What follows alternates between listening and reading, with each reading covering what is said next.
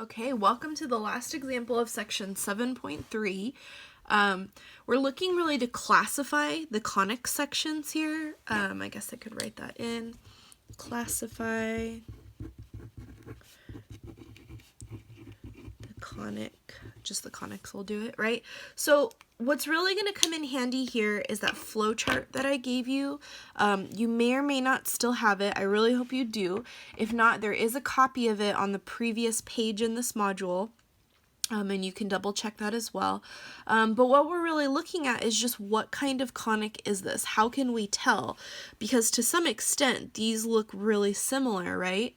So how do we know the difference in which one's which before we have to go through the whole entire graphing process? Okay, and I would argue for this, you don't have to go through the graphing process.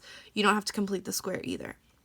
So what we're looking at, if you follow that flow chart, the first question is, are both x squared and y squared there? Yes. So that means we go to the next box. So it's not a parabola. Then the next question is, do they have the same sign? Yes. Not a hyperbola. So you go to the next one. Do x squared and y squared have the same coefficient?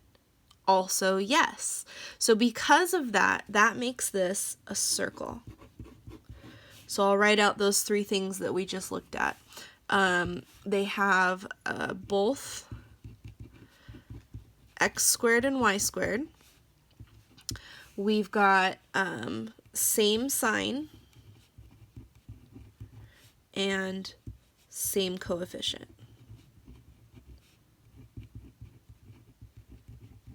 Okay, and then this was a circle. Okay, and you can always verify that using a graphing tool if you want. Okay, on to the next one. So one thing I'll point out about this one is its format is not super helpful because every time we look at these conics, these x squareds and y squareds are on the same side. So I'm going to actually move this 4x squared over. The 16 can stay over there, that's fine. But when we're talking about things like do they have the same sign, they need to be on the same side of the equation for us to answer that question. So we go through that same flow chart. Both x and y, yes. So let's write that. Both are x squared and y squared. Yes. Do they have the same sign? Yes. So, and then the third question is, do they have the same coefficient? And the answer here is no. That's a 4 and that's a 1. So because that last question was a no, that tells us this is an ellipse. And again, you can verify that using the flow chart. If you don't have it, you can either print it, you can save it on your phone or your computer so it's easy to find, but you want to be able to reference that somewhat quickly. Okay, so same idea that we're recognizing here. It's awkward when that y squared is kind of by itself, but before we even go further into that, notice we only have one squared term. The first question we're asked is, are both x squared and y squared present? And the answer is no. So on that very first question, it turns out no, this is a parabola.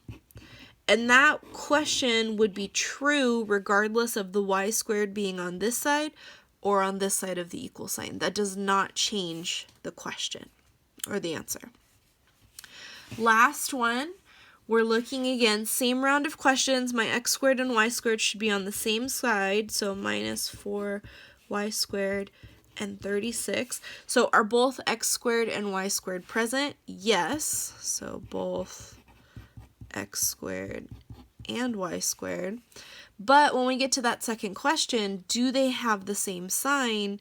No, they do not. So because they have different signs, that makes this a hyperbola.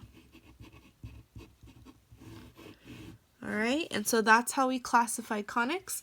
You're done with this section. Jump over to 7.4, or I guess you could start your 7.3 homework now if you'd like to. Okay, see you soon.